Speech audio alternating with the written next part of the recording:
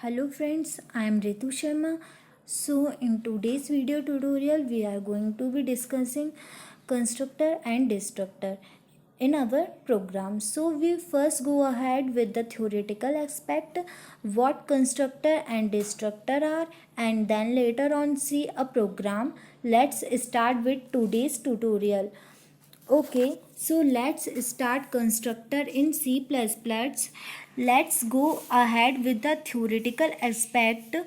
Uh, you know, the first question, that is what is constructor. So the answer is also written there. So a constructor is a member function of a class. So we already know what is the member function are, and essentially the function inside a class known as the member function. And also what exactly a function is, because we covered in this playlist. So a constructor is a member function of a class which initialize object of a class. Okay, so this a constructor is a special function and what is does it is initialize the object of a class. So when an object is created in the main function in a class, void main function, at that time the data member of the class are initialized, and that job is done by this constructor function. So in C++, constructor is automatically called when object uh, object that is instance of a class is created. So it is a special member function of a class. So what I exactly make it special? So that's point number 2. How constructor are different from the normal member function. So a constructor is different from the normal function in following ways. So constructor has some same as that of class. So whatever the name of the class, the same name has to be given to the constructor, and we all know all function have a name, right? So even constructor is a function, so it will have a name, but in this case it has to be compulsory the same name of the class. And if class having a all caps letter, then the constructor name will also have that all caps letters in the name. The next point, constructor don't have any return type. Normal function usually have certain return type, even if it is not going to return anything. It is void or some int value, some data type has to be written. But in constructor case there is no return type. Third point is constructor is automatically called when an object is created. So even though when we do not create a constructor explicitly, the program when it is compiled or when it is run, and when the object is created at that time, the program itself create a constructor which is usually known as default constructor, and we will go through the type of constructor as well. The last point, uh, C is the same, that if do not specify a constructor in compiler generates a default constructor for us, and what is has it is expect no parameter and has an empty body. So that is our defaults. It's okay. So now this is just a theoretical aspect. No, you are not still clear, because we haven't see the program, and you will get a very clear idea, and we actually go ahead. In this example, you can see the syntax of a constructor. The name of the class is same as the constructor name. The class A, the constructor name is also be the A and the parenthesis, and for the termination we keep the semicolon.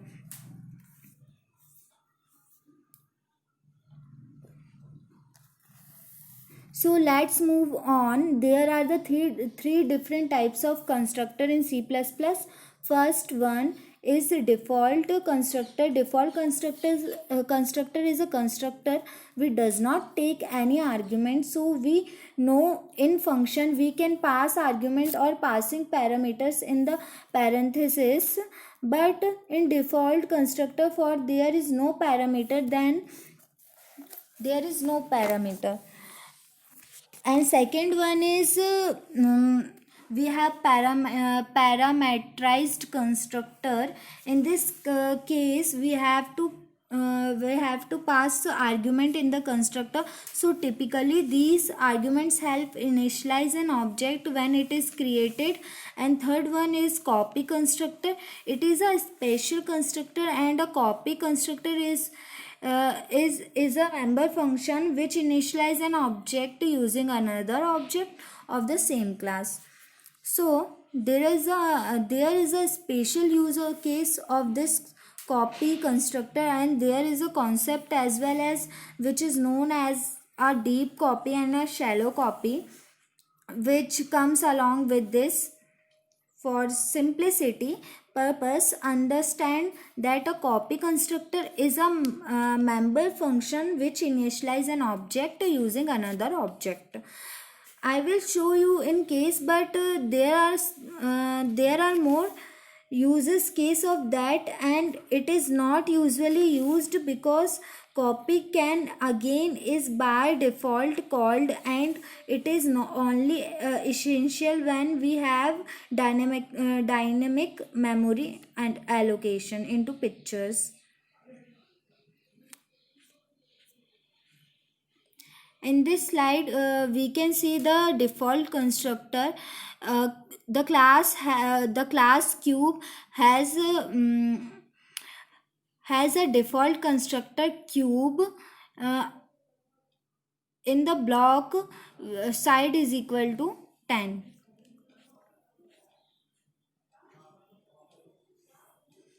In another slide we see this the parameterized constructor, in which we can pass parameters in the constructor parenthesis. And third one is copy constructor. In copy constructor we can copy the object.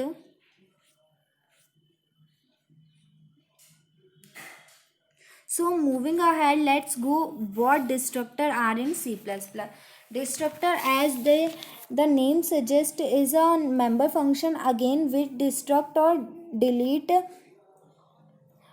an object. So it is exactly opposite to what a constructor is. A constructor is used to initialize and construct an object, and destructor is the opposite, which destroy or delete an object. So when is a destructor call? So a destructor is called when the function ends, or a program ends, or a block container local variable ends, or when a delete operator is called. So now again destructor is also a member function, but it is again a special member function. And the way it is a special is because you can see the 2 points that have give their destructor have same name as the class, but it is preceded by tilde sign, so that the destructor term constructor can be distinctly known to disturb. Thus have an extra till sign, and you will see that in the program as well. And last, new destruct do not take any argument and do not return anything, not even void. So in this case they do not take any argument. Also there is no different types of destructor, so there be one type of destructor in this case. So there be more than one destructor in a class.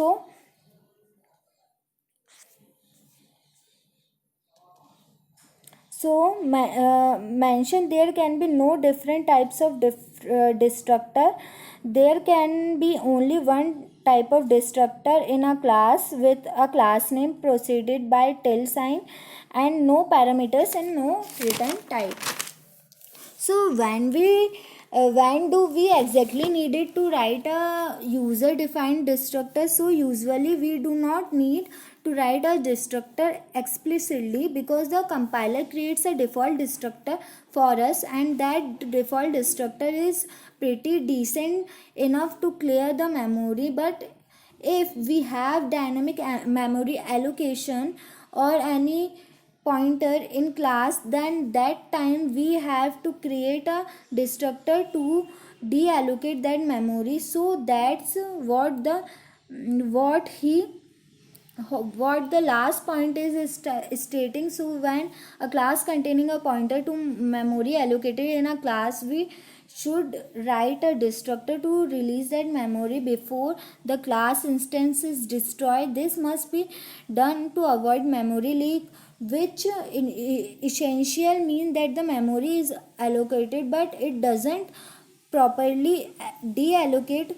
So when we actually need a destructor, and in usual case we don't need a destructor. So this was all about the theoretical aspect of the constructor and destructor in C++. Now you have a brief idea and what exactly they are. Let's actually go ahead and see them.